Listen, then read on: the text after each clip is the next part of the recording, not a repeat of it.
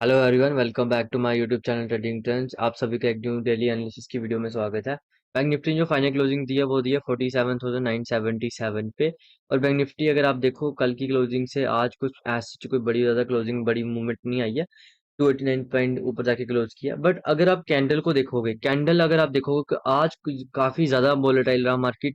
पहले gap up खुला, gap up खुलने का नीचे आया, नीचे आने के बाद फिर से ऊपर गया, फिर से नीचे, फिर से ऊपर। तो वो सारी चीजें आज हम डिस्कस करेंगे, समझेंगे। देखो, जब तक इलेक्शन का सारे खत्म नहीं हो जाता, ये सब रिजल्ट नहीं आ जाता, 4 जून तक आपको मार्केट ऐसा ही दिखेगा।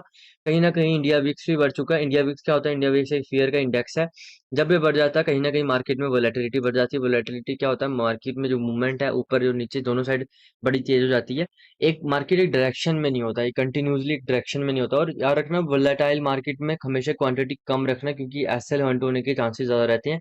और एसएल भी आपको वहां पर आपको बड़ा स्टिक होना पड़ेगा, क्योंकि मार्केट में आपको समझना पड़ेगा कि कब अब मार्केट आपके अगेंस्ट हो चुका है। क्योंकि एक कैंडल भी इतनी बड़ी बनेगी कि आपका सारा प्रीमियम खत्म हो जाएगा। हम ऑप्शंस में ट्रेड करते हैं और ऑप्शंस में प्रीमियम वाला बड़ा चक्कर होता है, तो वो चीजें आपको सारी पता होनी चाहिए।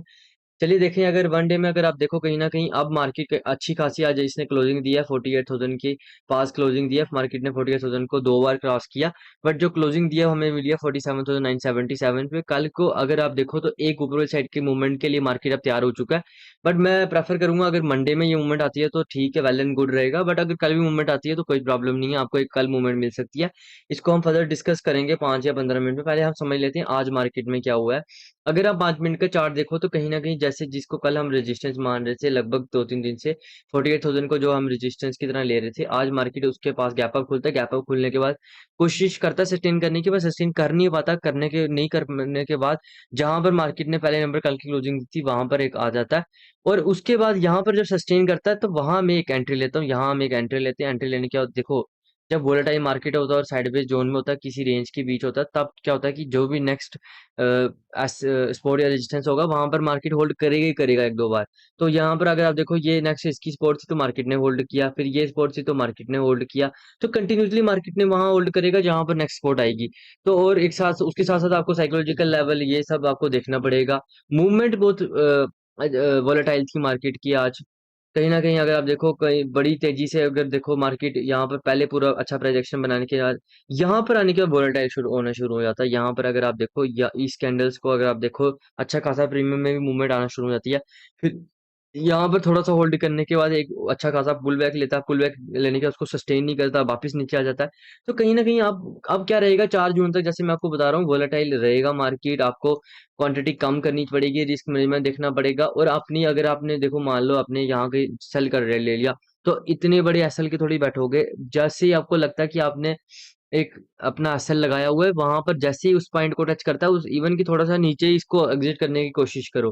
क्योंकि क्या रहेगा कि अभी मार्केट इतना वोलेटाइल है। अगर आप देखो लास्ट के आवर में अगर आप देखो तो मार्केट कहीं ना कहीं डोंट 3 बजे के पहले पहले, 2:30 बजे के पहले पहले मार्केट इधर यहाँ ट्रेड कर रहा था, 2-2:30 बजे तक इधर ट्रेड कर रहा था। उसके बाद जब मूवमेंट आती है तो सारी पूरी गेम ही पलट जाती है। मार्केट पूरा एक दो कैंडल्स ऐसी बनाता है कि पूरी green green green green candles हो जाती हैं, और लगभग 7-8-10 कैंडल्स में मार्केट पूरा ऊपर आ जाता है। यहाँ पर मार्केट ने ओपन किया था, वहीं पर आके मार्केट आज क्लोज कर देता है।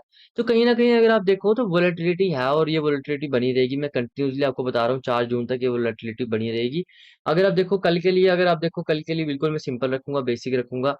अगर देखो मेरे लिए वो ऊपर के लिए अब टारगेट्स खुल चुके हैं, क्योंकि मार्केट ने 1, 2, 3 और 4 दिन कंटिन्यूसली इस रेंज में बिता दिए हैं। अब जैसे ही मार्केट इस रेंज के ऊपर ब्रेकआउट करेगा तो आपको जो पहला टारगेट मिलेगा लगभग 400 से 500 के बीच मिलेगा।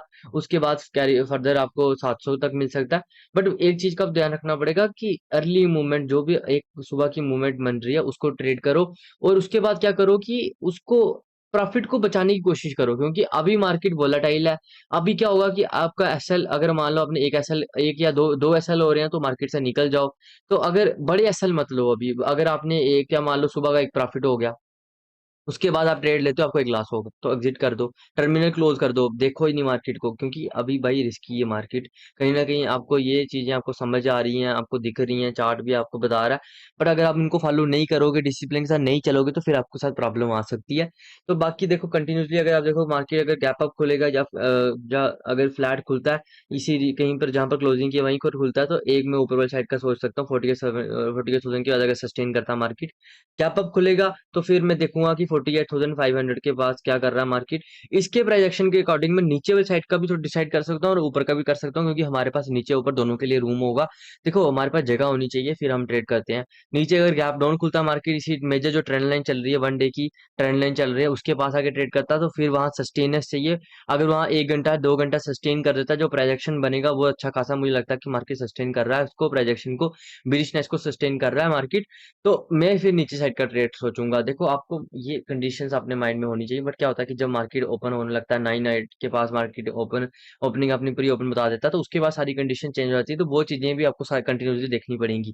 Thanks for watching this video, have a nice day.